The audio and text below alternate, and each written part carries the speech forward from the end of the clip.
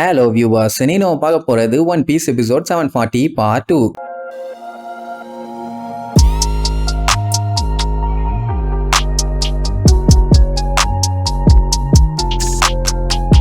Open பண்ணா நம்ம காஞ்சிரோவும் கின்னும் அப்படியே ஒரு வாரமா அவனுங்க பறந்து வந்த பறவைய படுக போட்டு காத்து வீசிட்டு இருப்பானுங்க. பின்ன பாவம் அது எவ்வளவு நேரத்துக்கு தான் இந்த ரெண்டு எரும மாட்டு பயலுக வெயிட்ட தூக்கிட்டு தெரியும். அதனால அங்கேயே இருந்துகிட்டு நேவி ஆளுங்க என்ன பண்றாங்க ஏது பண்றாங்கன்னு அப்படியே செக் பண்ணுவானுங்க. பார்த்தா அடிபட்ட ஆளுங்க எல்லாத்துக்குமே நேவி ஆளுங்க அந்த மனுஷரியோட மெடிக்கல் ஃபிளாரை கொடுப்பாங்க. பரவாயில்லையே, மக்களுக்காண்டி நல்லா இறங்கி ஹெல்ப் பண்றாங்களேன்னு அவங்களுக்கும் சந்தோஷம் தான். இப்ப என்னன்னா ஒவ்வொருத்தருக்கும் ஒவ்வொரு ஃபிளார் மட்டும் தான். அதுல ஒரு பையன் அதை வாங்கிட்டு போய் அவங்க அப்பாவுக்கு கொடுப்பான். பார்த்தா வச்ச உடனே மண்டையில இருந்த வீக்கம் எல்லாம் அப்படியே சல்லுன்னு ஒத்திரும். இன்ஸ்டன்டா கியூர் ஆகுது.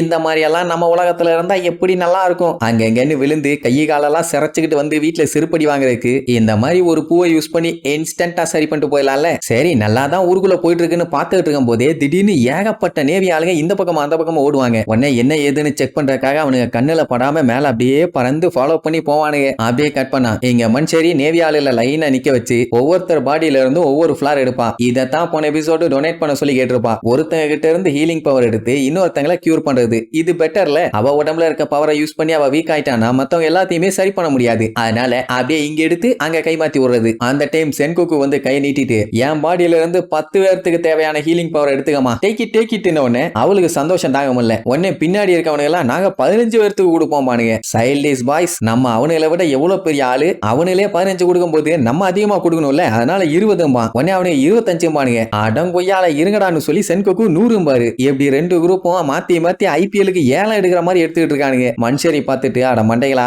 அவ்வளோலாம் எடுத்தா ஸ்பாட்லயே பாடி ஆயிருவீங்க, அதனால நான் பாத்துக்கிறேன் நீர்வா. அப்ப நம்ம ஈஷோ சுருவை கூப்பிட்டு அந்த டைஸ உருட்ட சொல்லுவான். அதுல 1 நம்பரை தவிர வேற எது விழுந்தாலும் சரி லூஃபியையும் லாவையும் புடிச்சிடலாங்கிற மாதிரி சொல்லுவான். சோ இப்ப என்ன விழப்போகுதோ தெரியல. அப்படியே கட் பண்ணா கின்னு காஞ்சிரோவும் ஒரு பெரிய மூட்டையில சாப்பாடு அள்ளி கொண்டு வந்து டேபிள்ல விரிச்சு வைப்பானுங்க. அவ்வளவு நேரம் தூங்கிட்டு இருந்த லூஃபி தூக்கத்திலேயே எந்திரிச்சு வந்து சாப்பாடு தின்னுட்டு இருப்பான். அட பாவி சண்டாளா, தூங்குறன்னு நினைச்சா என்னென்ன வேலைத்தனம் பண்ற கொய்யாலன்னு பச்சை பச்சையா திட்டுவான். இப்ப என்னன்னா நேவி ஆளுங்க எப்ப வேணாலும் வருவானுங்க. அதனால சட்டை புட்டுன்னு சாப்பிட்டு முடிச்சுட்டு கிளம்புற வழியா பாப்போன்னு அவங்க வாட்டுக்கு உட்காந்து வெளுத்து கட்டுவாங்க. அந்த டைம் லூஃபியோட தான் சம அட்டூழியம். என்னன்னா பையன் லபகன்னு வாயில அள்ளி போடுவான். அதுக்கப்புறம் டப்புன்னு படுத்து தூங்குவான். மறுபடியும் எந்திரிப்பான், வாயில அள்ளி போடுவான். மறுபடியும் தப்புன்னு படுத்து தூங்குவான். எப்படியே வாய் நிறைய சோத்த அள்ளி வச்சு தின்னு தீத்துக்கிட்டு இருப்பான். எல்லாரும் அங்க ஒரு லெக் பீஸ் எடுத்தாங்கன்னா நம்ம பையன் அந்த டைம் 10 லெக் பீஸ வாயில அள்ளி போடுவான். கூடவே பேசிக்கிட்டே திம்பான். சேபா போயிட்டானேன்னு கவலையாச்சா, அதனால அளவும் செய்வான். அதுக்கப்புறம் சஞ்சய் மத்தவங்க எல்லாத்தையும் இப்ப விட்டுட்டாங்கல்ல, அவங்களுக்கு என்னாச்சு ஏதாச்சுன்னு போய் பார்க்கணும். சோ வேகமா கிளம்பணும்னு வேற சொல்லுவான். சோரோக்கு பார்த்துட்டு செம்மையா கடுப்பாயிரும். ஒண்ணு அவன் தூங்கணும், இல்ல திங்கணும், அதுவும் இல்லன்னா உட்காந்து அழணும், இல்லன்னா அவசரமா கிளம்பணும். அட்ட டைம்ல ஒரு வேலையை விட்டுட்டு 9 வேலை பண்ணினா கொய்யாலன்னு காட்டு கத்துவான். அப்போ காஞ்சிரோ இருந்துகிட்டு இந்த மாதிரி ஊருக்குள்ள ஃபுல்லா ரெபேக்காவோட அப்பா பத்தி தான் டாக் போயிட்டு இருக்குது, அவர் இறந்துட்டாருன்னு பேசிட்டு இருக்காங்கன்னு சொல்லுவான். உடனே லூஃபி கடுப்பாயி டேய் அதோ அங்க நின்னுட்டு இருக்காரு பாருன்னு சொல்லிட்டு மறுபடியும் தூங்குவான். இத பார்க்கும்போது கடுப்பாவும். ஆனா அவன் கண்டுக்க மாட்டான். அதான் அவன் உயிரோட தானே இருக்கான், யார் இந்த மாதிரி எல்லாம் பொய் சொன்னாருங்கிற மாதிரி கேட்பான். இவங்களுக்கு டவுட், நிஜமாவே அந்த மாதிரி தான் கேட்டீங்களா,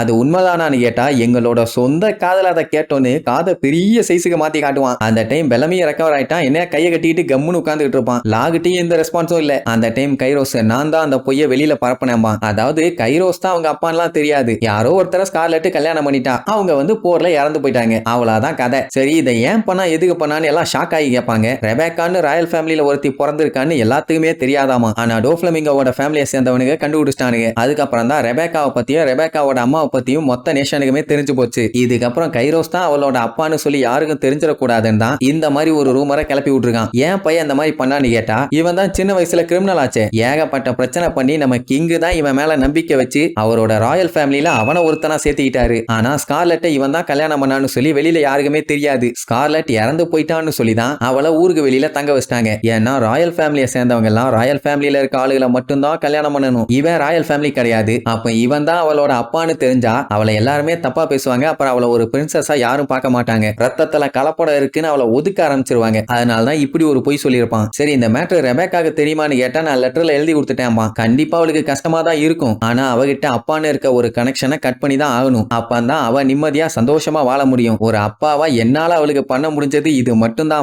அட அப்படி பண்ணிட்டு அவன் அங்கேயே இருந்தானா கூட பரவாயில்ல, எப்ப வாட்ச ரெபேக்காவை பாத்துக்கலாம், அவளுமே அவங்க அப்பா கைரோஸா அடிக்கடி பாத்துக்குவா. ஆனா அவன் என்ன முடிவு பண்ணிட்டான், இங்க இருந்தா எப்படியும் மேட்டர் வெளியில ஸ்ப்ரெட் ஆயிரும்னு நம்ம ஆளுங்க இந்த ஐலாண்டை விட்டு கிளம்புவாங்கல்ல, அப்பவே இந்த ஐலாண்டை விட்டு இவனும் வெளியில போயிடலான்னு முடிவு பண்ணிட்டான். ஏன்னா அவ சின்ன பொண்ணு, இன்னுமே அவ வாழ்க்கையில பார்க்க வேண்டிய விஷயம் நிறைய இருக்குது. சோ அவ சந்தோஷமா வாழட்டும். கிங் ரிக்கு கிட்டயே நான் இந்த மேட்டரை பத்தி சொல்லிட்டேன்பா. பட் லூஃபிக்கும் மத்தவங்களுக்கும் இது சரிப்பட்டு வர மாதிரி தெரியல. ஆனா லூஃபி இதை கேட்டுக்கிட்டு கடுப்பாயிக்கிட்டே சாப்பிட்டுக்கிட்டே முறப்பான். இப்படி பேசிட்டு இருக்கும்போது கைரோஸோட வீட்டை நோக்கி யாரோ மின்னல் வேகத்துல பிச்சுக்கிட்டு வருவாங்க. அதே நேரம் இங்க போனும் அடிக்கும். இங்க போன் அட்டன் பண்ண லியோ பிச்சுக்கிட்டு வந்தது யாருன்னு பார்த்தா பார்த்ரோமியோ. அவன் வந்தவனே மொத்த குரூவையும் இங்க பார்த்த உடனே சந்தோஷம் தாங்க முடியல. அப்படியே அவங்கள பார்க்கும் போதே பின்னாடி ஒளிவட்டம் கண்ணு கூசுற அளவுக்கு அடிக்குது. ஐயோ என்னால உங்களை பார்க்க கூட முடியலையே, லேசர் பீமை விட பயங்கர பவர்ஃபுல்லா இருக்குதே. இதே மாதிரி நான் மொத்த குரூவையும் அட் டைம்ல பார்த்தேன்னா கண்டிப்பா காத்தோட காத்த கரைஞ்சிருவேன். அப்படி எப்படின்னு கவுந்து கடந்து குமுறிட்டு இருப்பான். சோரோ கடுப்பாயி மவனே வந்து பேக்லயே அடிச்சேன்னு வச்சுக்க, ஃப்ரண்ட்ல தின்னலாம் வந்துரும். வந்த மேட்ரு என்னன்னு மட்டும் சொல்லி இல்ல பல்லுகளெல்லாம் தட்டி விடுவேன். அட ஆமா இல்லன்னு வந்த மேட்ரை சொல்லுவான். அட நேவி ஆளுங்கெல்லாம் அங்க இங்கன்னு கேம்ப கிரியேட் பண்ணி மொத்த ட்ரெஸ்ஸோசாவையுமே ரவுண்டு கட்டிட்டு இருக்காங்க. சோ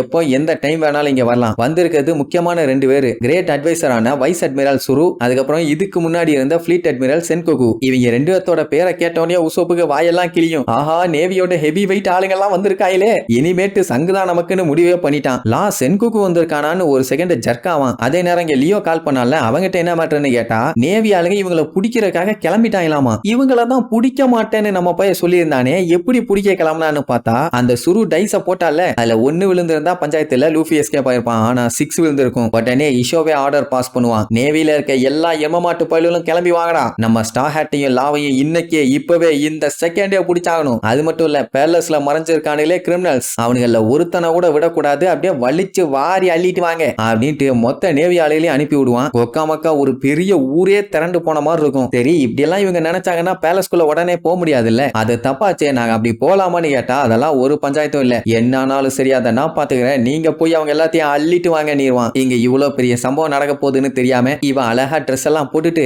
அவங்க டேடிய நினைச்சு ரொம்பவும் கவலைப்பட்டு இருப்பா. அங்க கைரோஸ்க்குமே அவ பொண்ணை நினைச்சு கவலை. ஆனா என்ன பண்றது, ஊர் மக்கள் ஏத்துக்கணும்னா இதைத்தானே பண்ணியாகணும். அந்த டைம் அங்க நேவி வர இங்க நம்மளுக்கு எல்லாம் ரெடி ஆவாங்க. எத்தனை பேர் வந்தாலும் சரி துவச்சு தொங்க விட்டுருவோன்னு டோஃப்ளமிங்காவே அடிச்சு அசால்ட்டா தெரிக்க விட்டுட்டாங்க. நேவி ஆளுகெல்லாம் என்ன சப்ப பீசுங்க. கிங்கு மறுபடியும் நம்ம கிங்கா மாதிரி இவங்க எல்லாத்தையும் பத்திரமா பாத்துக்க முடியுமான்னு அவர் அங்க ஒரு கவலையில இருக்காரு. இங்க அப்பா பொண்ணோட கவலை. நேவி ஆளுங்க இங்க ஆக்சுவலா இறங்கிட்டாங்க. ஆனா லூஃபி கிட்ட எந்த கவலையும் இருந்த மாதிரி இல்ல. அவன் நல்லா கறியை போட்டு வெளுத்து வாங்கிட்டு இருப்பான். இதுக்கப்புறம் நேவி ஆளுக வந்து நம்ம ஆளுகளை புடிச்சாங்களா அடைச்சாங்களா இல்ல நம்ம ஆளுக தூக்கி போட்டாங்களா மிதிச்சாங்களான்னு அடுத்தடுத்த எபிசோட்ல பார்க்கலாம். டாடா.